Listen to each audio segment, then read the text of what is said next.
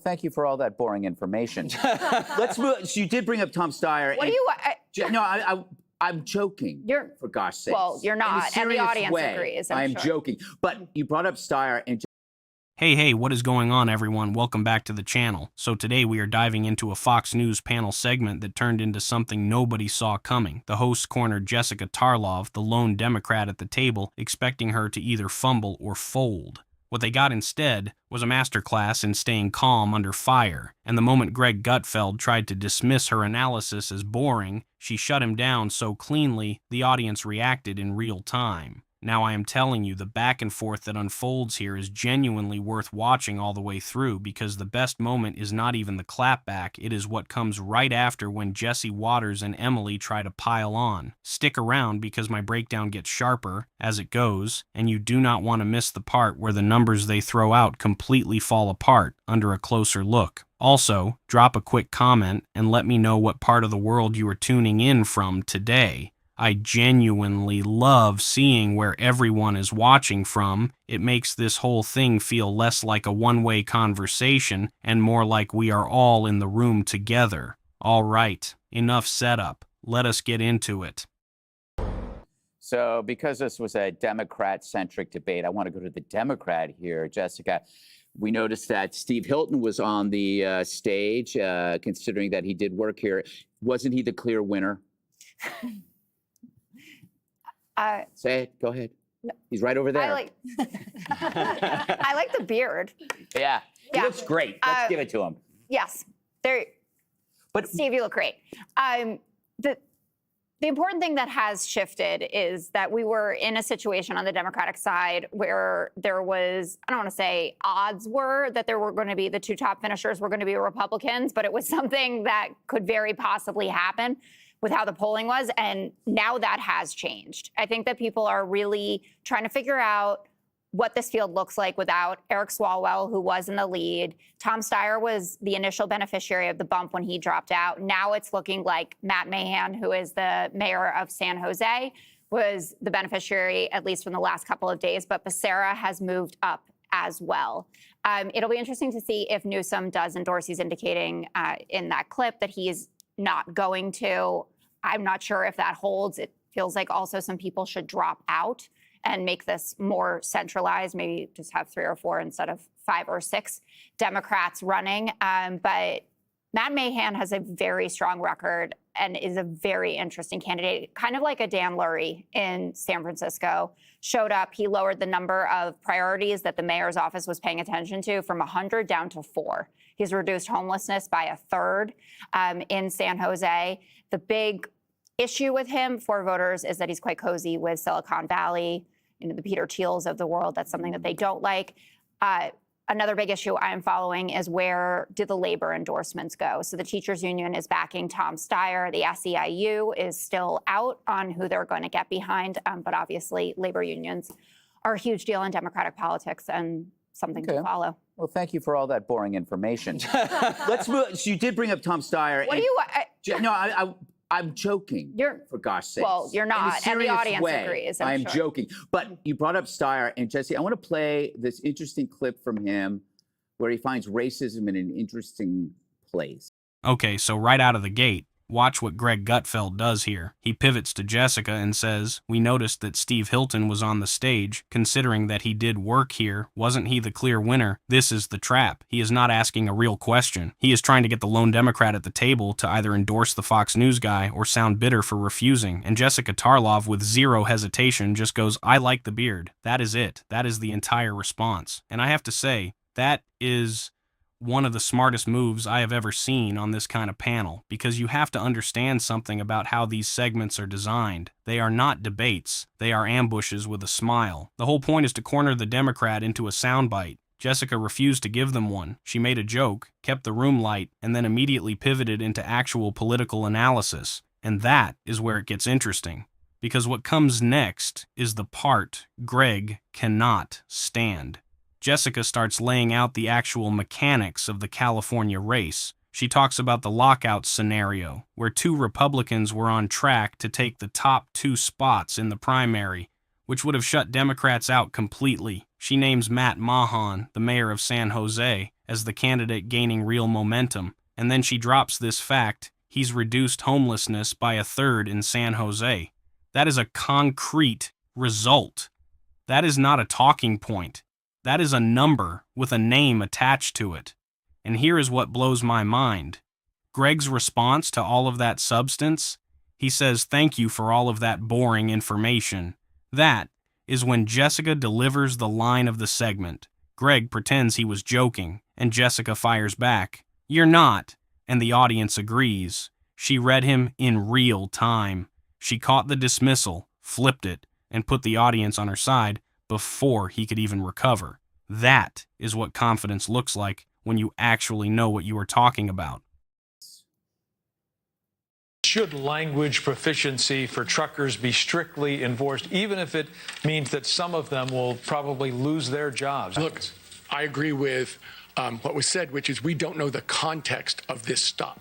But what I can say is this: racial profiling is illegal. And in fact, picking on people based on the color of their skin in the state of California is illegal. So, Jesse, if you want people to read road signs so they don't go down the wrong side of the street and kill a family, you might be racial profiling. So you got to be able to read the street signs when you're on the road. Everyone in the world would agree with that, except the Democrat politician. Even the illiterate drivers would agree they should probably know English when they're driving in this country. It's about standards. Why can't Democrats have a high standard? And it's, by the way, it's also reading a street sign. That's not like that high of a standard. You know how you get them to do it? You say there's a test next month. Here's the study material. And if you don't pass, you can't drive the truck. Yeah. I guarantee you most immigrants would learn enough English to pass the test. It's racist to think they won't. Right. It's so stupid that the Democrats won't even give them a test. So it's about that. Also, the homeless, same thing. They asked, what grade would you give Gavin Newsom? And every Democrat basically lied to the faces of people in California. They gave him A's and B's. Even Gavin Newsom has admitted in his book, which I read, that he screwed up the homeless issue. He spent $37 billion and homelessness increased 24%. Why is that so hard to admit if you're a Democrat? Why do you have to kiss this guy's butt? Why can't you say he screwed up and I'll do a better job? It's not that complicated. Again, standards. Why can't, it's like only a nursery school person and a Democrat politician can screw something up and everybody pats them on the back and says, good job, here's a lollipop. But they also won't admit when something is good. Like Trump took out Maduro in his PJs, put him in a jail cell, and now Venezuela's pumping like 1.5 million barrels a day. And they won't even say good job. But they say good job to Gavin. It's like a homeless Armageddon. Come on, guys. You're better than that. You're better than that. Great advice from Jesse about standards. Emily, it is pretty funny. You almost think that they have the wrong impression of what like homeless progress is. It's almost like it's more homeless is how they gauge it, not less. Now here is where Jesse Waters takes over and the whole segment changes flavor. Greg sets him up with this line about racial profiling and reading road signs, and Jesse goes on this whole rant about trucker English standards. And he says everyone in the world would agree with that, except the Democrat politician. Then he keeps going, why can't Democrats have a high standard? And here is what I want to break down for you. Jesse is doing something really specific. He is taking a complicated regulatory question and turning it into a culture war punchline, because the actual question about commercial driver English proficiency is a real policy debate with real safety data on both sides. There are studies, there are union positions, there are insurance considerations. None of that gets discussed. Instead, it becomes Democrats hate standards. That is the whole argument. And here is the part that should bother you. Jesse pivots from that into homelessness and says he spent $37 billion and homelessness increased 24%. Now look, the spending number, that is a real conversation worth having. California has spent enormous amounts of money and the results have not matched the investment. Jessica herself in part one was already pointing to Matt Mahan as someone who actually reduced homelessness, so the Democrat at the table is the one bringing receipts about what works. But Jesse does not engage with any of that. He just goes, it's like only a nursery school person and a Democrat politician can screw something up and everybody pats him on the back. And here is what people do not realize about this style of commentary. It is designed to make you feel like you heard an argument when really you just heard a series of insults wrapped in numbers. There is a difference between criticism and contempt. Real criticism would engage with why the spending failed. Was it the housing first model? Was it local resistance to building? Was it the contracting structure? Contempt just says, Democrats stupid, Republicans smart, end of segment. Right. It's so mind-boggling to me. I agree with you. I think what kills me is the hypocrisy. Like Tom Steyer standing up there and being like, racial profiling is illegal. Not saying, by the way, that it's immoral. This is the guy who had $90 million invested in illegal immigrant detention centers and private prisons. But don't worry, the Dems lap him up because now he's saying their talking points. Everyone currying the favor of Gavin Newsom, thinking that his vote carries weight. I want to dig in just for a moment into the degree of his incompetence because it still blows my mind. You guys, we just sent men to the moon for less amount that he has spent on homelessness in the last 7 years, only to see it skyrocket. But they didn't actually go to the moon. They were outside it, just like the homeless. Same thing. Anyway, they spent $133,000 per homeless person there, and they're giving him an A. Why is he allowed, I'm not quite sure, to enjoy sort of touring with their emotions? Will I endorse you? Will I not? Do I have say? Do I not?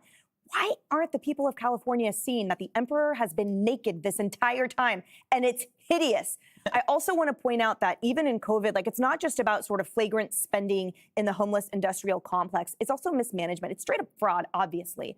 Because COVID funds, they got $316 million that were supposed to go just to the homeless. Guess how much they actually got? Just $2 million. Just $2 million. That still would have housed a significant portion. I mean, they blew $27 million for only 76 people on a certain project. So the details continue on for how badly this person has botched it up.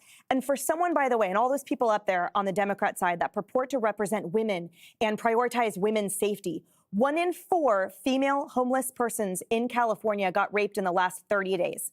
And 1 in 10. 1 in 4 reported a sexual assault in the last year. So if they actually even care an iota about their safety or them being housed, they would get Gavin out of there and they would get Steve Hilton in.